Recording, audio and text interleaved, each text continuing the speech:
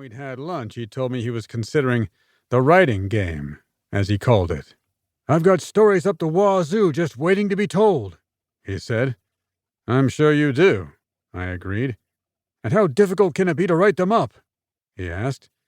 "Not difficult at all," I assured him, trying hard to suppress a smile. "I'm sure any moron can do it." "Yeah, and from what I've been reading, a lot of them are," he said.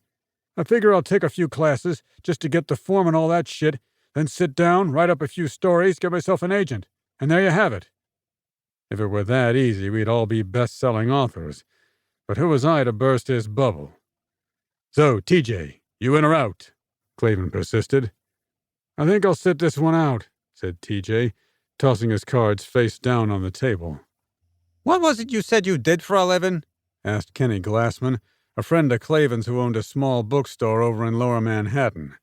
The bookstore was this close to going under, but family money was keeping it afloat, Clavin explained to me earlier. "He's a good guy in a bad business, but he'll come out okay. His folks just bought the building, so he's existing rent-free, which is the only way to make it in the book game, unless you're buying and selling rare books like me." "He's a private detective," Goldblatt piped up. "We're partners," he added quickly, puffing up his ample chest, as if no one had slipped him the memo that private detecting was not exactly at the top of anyone's list of preferred occupations, mine included. "You in or out?" growled Clavin, peering at the rest of the players over his black-framed eyeglasses, which were balanced precariously near the end of his nose. I thought he was bluffing, but I couldn't be sure. He was used to bidding on rare books, so he knew how to project a poker face. Still, his being so anxious, which was probably meant to make us believe he had a winning hand, was doing just the opposite for me. When people try too hard, and when they try not hard enough, they're lying. The truth, I've found, if there is one, lies somewhere in the middle. "I'm thinking," said Goldblatt, still eyeing those cards, which he now shuffled back and forth, hoping, I guessed, they would somehow miraculously morph into the straight I figured he was aiming for. "I'm not a private detective," I protested, pushing the appropriate number of chips toward the center of the table. I wasn't about to let Clavin, or anyone else for that matter, steal that pot without a fight. "Then what are you?" asked Kenny, whose thick, nasal, heavily accented voice left little mystery as to which borough he hailed from. "Not one of those guys who peeps through windows and rummages through garbage, are you?" kidded Gar. I ignored him, though those were things that were not beneath me, so long as I was being paid for doing them. "Therein, Kenny, lies the problem," I said. "Fucking identity crisis," exploded Clavin. "Can we just leave it at that and finish the damn hand before we help Swann figure his way out of the morass that is his sad, pathetic life?"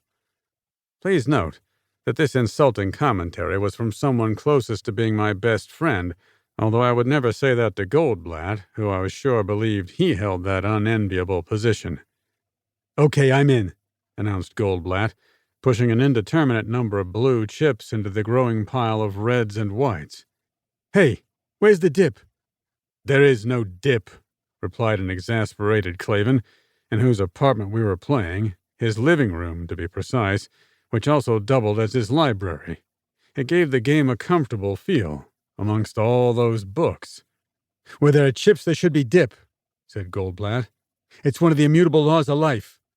Kenny, not knowing any better, had generously brought along a few bags of chips, along with the 2 6-packs of beer he'd offered to provide. "You want fucking dip, go out and get it," snapped Clavin. "Easy, Ross," I said. "Goldblatt, forget the damn dip. We're here to play cards, not feed our faces." Okay, but I have to tell you, every game I've ever been in, there's some kind of edibles, usually provided by the host," he added, never missing an opportunity to needle Clavin. Clavin shot him a look that was at least as lethal as an AK-47. "We can call out for pizza," Kenny offered, obviously trying to bring peace and tranquility to the land. Good luck with that. "I could go for some pizza," said Doug. "I know a great place in the neighborhood." He checked his watch. "And I don't think it's too late for them to deliver." "Could we please just finish this goddamn hand?" pleaded Clavin, whose face was turning a bright shade of red. Now I was sure he was bluffing. "You boys are pretty serious about